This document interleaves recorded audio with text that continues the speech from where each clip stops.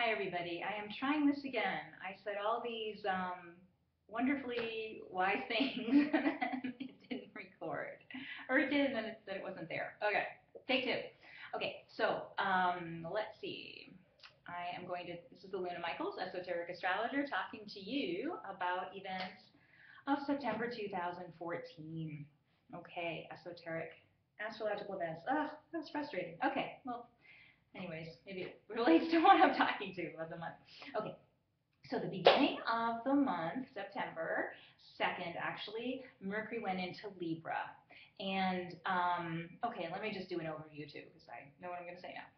So the whole month is really about fine-tuning your goals and how come you're not getting your goals, how come you're not getting needs met, about communication, all sorts of things like this. So Mercury moving into Libra. Mercury is our thinking process, and Libra is the scales. Do I want? What do I not want? I'm not sure about this. Okay. So then Mercury is going to square Pluto on September 10th and oppose Uranus on the 18th. So let's see. Okay, let me talk about desires. Libra definitely is that energy that is, what do I want? How do I want it to be? And it analyzes. But when we talk about being in the flow and, it's spiritual because it's happening. If it doesn't feel good, it's not spiritual, or it's not, God doesn't want me to have this, or the universe doesn't want me to have this because it's hard, or I'm encountering obstacles. Well, sometimes that's definitely true, but other times it can be because you don't have enough energy yet toward that goal. Or there's a subconscious piece that's stronger, that's pulling it down and creating the obstacles. So it's an interesting month to see. First of all, are these goals what I really want? Or is it a goal someone else set for me and I'm sabotaging it? Or is it a goal I set for myself but my lower self is sabotaging it? Or is it something that I'm scared about for some reason? And again, you're having that self-sabotage. Or is it just not right for you? So that's where all these little tests are coming up this month to see where you're supposed to be going. Okay, so let's take the example about you want to lose 10 pounds and you love chocolate cake. So it's like, well, I'm not going to eat chocolate cake and I'm going to lose 10 pounds. So that can be making that choice, Mercury going into Libra. Yes, I want this. And then Mercury squares Pluto. Pluto's like power beyond your control, or forces control, or compulsions, or those subconscious challenges. Like, really, you want that? So that could be, so the Pluto comes in and can square that Mercury, which is your thought or your decision. So it's like, okay, I decided I don't want to eat chocolate cake, and then someone brings over really delicious chocolate cake, or see an ad about a chocolate cake, or start thinking about chocolate cake. Like how bad do I want my goal? And then when we get to Uranus opposing Mercury, Mercury opposing Uranus on the 18th, is when you can feel really mad at yourself that you didn't meet that goal. If you had the challenge at the Pluto square on the 10th, and you start, maybe not, then the 18th, when you have the Uranus opposition, it can be mad at yourself because Uranus is an opportunity to smash an old pattern.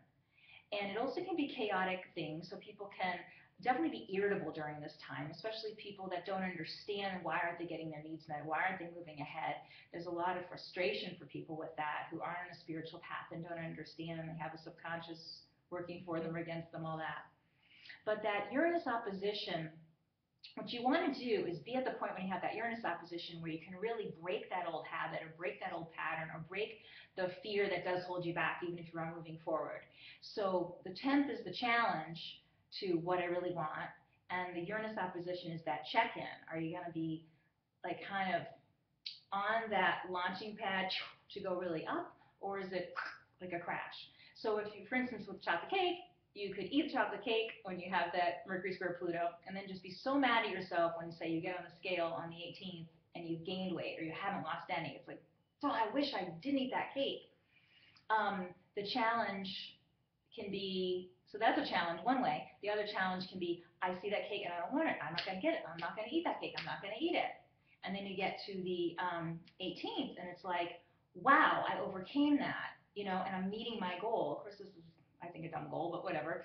Um, but that can be very, I shouldn't say that. It's very important for people to be on a health pattern, but it's like, um, these tiny ways we beat ourselves up, I think is the difficult part, which is something too in Mercury's in Libra. Like, is this really that important?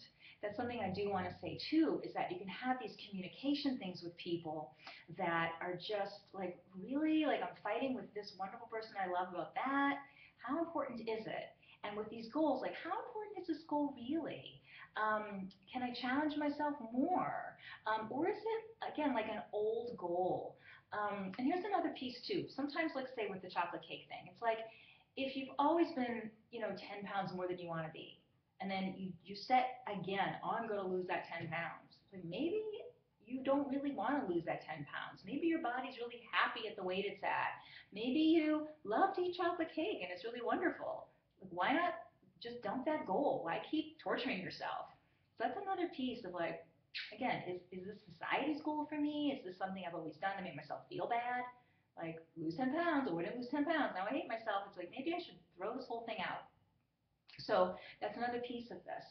Um, the other thing, though, is how maybe I need to fortify myself more and with this new pattern, and be able to squash the old pattern, hang around with people who are healthier or something like this, or have a different way to please myself. And that's something I want to get into with Venus moving into Virgo also on the 6th. And when we get up to the 10th, Venus is going to oppose Neptune. And those planets, too, are about desires and goals, and more desires and pleasure. So it's like, it can be another challenge about, this is hard. It's hard to move forward. It's hard to become who I want to become. And it's like, well, what can I do to comfort myself during these challenges instead of giving in and doing the old thing? Because we want to break in out of our limits. We want to break out of the comfort zones and challenge. And so that can be an interesting thing. It can also be people in relationship with you not liking that you're changing, because they don't want you to change, because then you'll won't take care of them or whatever. And it's like, all right, are these relationships around me supportive of who I want to be? Or is this something where we both can maybe meditate or make lists separately about how we want to support each other, how we want to be supported, and come back maybe a week later after the 18th and say, this is how I, need support from you, or I would like support from you, and really make relationships be more of an ideal, because both Venus and Neptune represent that ideal relationship. Of course, ultimately, it's the ideal relationship with ourselves. Like, how am I not having an ideal relationship with myself? Do I need to accept myself 10 pounds heavier? I need to say, hey, you need to buckle up, and that food is not good for you. I want more for you. These sorts of things, like really examining self-love, and um, why do I not allow myself to be as amazing as I can be? Now, when Mars is going to go into Sagittarius on the 13th, which is very adventuresome, and again has that energy of breaking free and breaking into new territory. And but on the 21st and 22nd, Mars is going to square Neptune. So again, it's one of those, do I really, how bad do I really want these things? Or do I want the old comfort? And by the way, too, Neptune has to do with addictions and things. So it's like being addicted to our own patterns and our own way our brain thinks. Because Uranus, because I'm going to mention Uranus again, because it's got those 2 check-in points this month. Uranus is about breaking the old pattern, putting in the new pattern. And Neptune tends to like the old pattern because it's like kind of least resistance, point of least resistance, where Uranus wants to explode forward. So at least the way Neptune's working this month is that way. So it's these check-in points about maybe I don't want it to be so easy, or I don't want to flow in that direction and just give in. Just in general, meditating about what is important to me. What is really, really important? Spiritual things, certain relationships with people, And again, that self-love and developing that intuition. You'll find at the end of the month, the 26th, Jupiter is going to trine Uranus. Now, this is really cool because Uranus is about all that like spiritual information up in the ethers, your higher consciousness that's sort of floating there, and Jupiter is kind of like a really powerful way of bringing it down and manifesting what you really want and having it be in the flow. So this is what's interesting, is that you're kind of encountering these challenges to getting what you want, and the universe saying, is that really the goal? Is that your own goal? Is that an old goal for you? This whole thing. And examining how you push yourself, how you're kind to yourself. Are you kind to yourself when you're really enabling yourself? Do you need to give tough love and push through something and then say, wow, I did it. All that stuff happens all month. And then when you get to the end of the month with the Jupiter trining Uranus, this positive, easy flow of energy, it's like, wow, now things are really manifesting for me because you got the bugs out of the system, and the bugs really are in your subconscious mind. And so you're implementing these new patterns of thinking that now say, yeah, now even if it is a challenge, it's it's a smoother challenge. So it's still challenging you, but it's not like a block, and you're not feeling thwarted. You're actually moving through it. So, yeah, so this will be an interesting month. Watching out for, it's really good to do some writing during this month too about, the pros and cons of all these things you're giving up or seeking. And that would be kind of, because your mind will kind of go back and forth. That's the nature of Mercury and Libra, because it's there all month.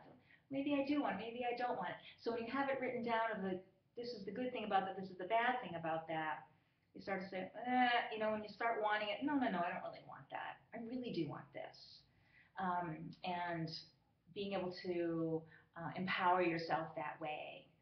So I hope that made sense to you all. I feel like I can't believe I recorded this whole thing and then it erased or whatever happened.